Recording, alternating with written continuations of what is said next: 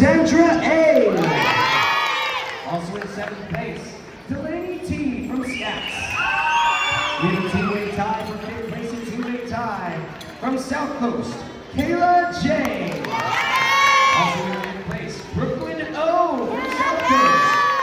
In 4th place, Elliot G. from South Coast. Moving on to the podium, we have a two-way tie for 2nd place, a two-way tie. First up from Scats, Maya D. Also in 2nd place from SD United, Cassie S. And your Group A Level 5 Vault Champion with a 9.6 from Broadway, Eliana B.